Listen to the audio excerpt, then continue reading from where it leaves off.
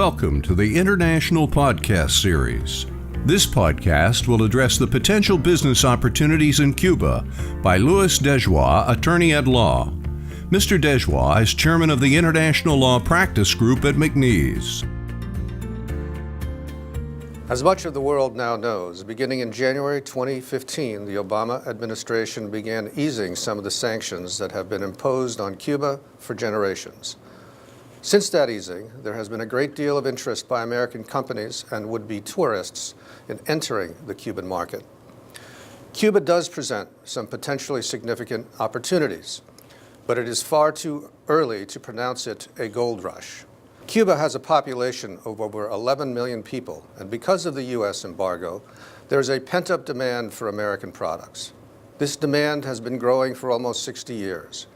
Significant investment needs to occur in infrastructure, telecommunications, tourism, agriculture, and the list goes on. The Obama administration did indeed make it easier to do business in a number of sectors and to travel to Cuba without specific government authorization. There are now direct flights by U.S. airlines to Cuba, and Airbnb reports an inventory of some 4,000 rooms. American tourists are going to Cuba in record numbers for so-called people-to-people exchanges and humanitarian purposes.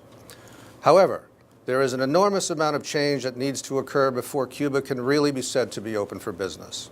The embargo is still in effect, and it doesn't look like it will be lifted anytime soon.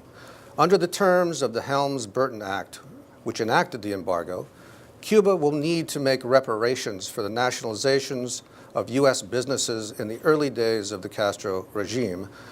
Unless new congressional legislation is passed, which appears doubtful in the current political climate, billions of dollars will need to be paid by the Cuban government before the embargo is lifted. It is not likely that the Cuban government will agree to make such payments, even if it had the money to do so, which it does not.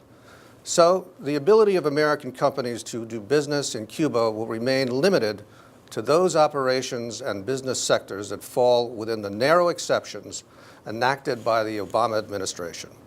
And who knows what will happen next? Fidel Castro has died, and Donald Trump is the new U.S. president. Maybe being a hotel and real estate developer, President Trump will be inclined to open new tourist destinations and press for additional normalization of diplomatic relations. But don't count on it. Trump's pronouncements on the campaign trail have been, at best, ambiguous. While he appears open to continuing a relationship, he has made it clear that he wants a better deal. He does have the power to reverse President Obama's actions and reimpose more restrictive sanctions.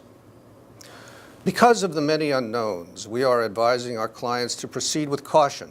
Things could change quickly one way or the other.